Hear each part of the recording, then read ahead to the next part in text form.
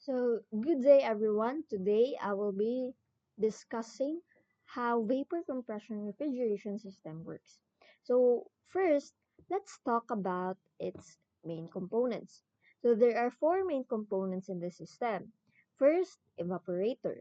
Second, compressor.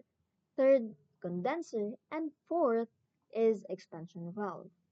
So, here is the vapor compression refrigeration system diagram. So I labeled it into 1, which is the vapor, 2, compressor, 3, condenser, and 4, expansion valve. So this is pasunod. So first, let's go to evaporator.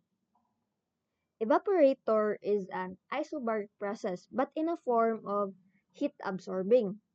So in the evaporator, we have this effect that we call the refrigeration effect, in which that the freon or the ammonia, which is in the evaporator, it is a liquid form, which is the freon and ammonia will absorb the heat, and that's what we call refrigeration effect.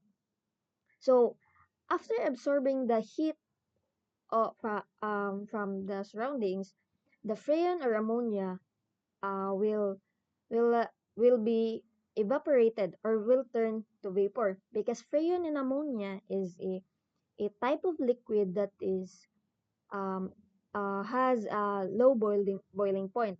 So after becoming a vapor, it will go to the compressor.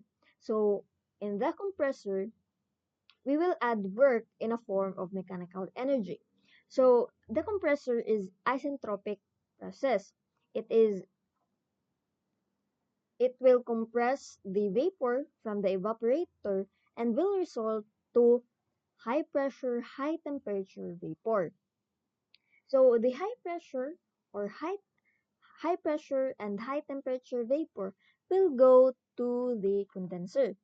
So the condenser will reject heat in a process of isobaric process, the same as evaporator, but in a form of heat rejection. So after the condenser, the vapor will turn into high pressure and high temperature in a liquid form, and it will go to the expansion valve. The expansion valve is an isenthalpic process, or it will be it will has constant enthalpy. So the expansion valve will result in low pressure and low temperature, but with a mixture of liquid and vapor. So in this expansion valve, we have this throttling process. This will occur in the expansion valve. Throttling process will result this um will result to temperature drop and pressure drop.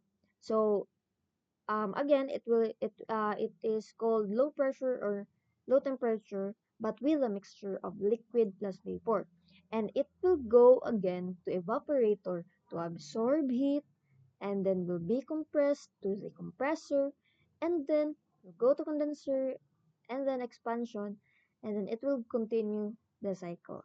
So that's how vapor compression refrigeration system works.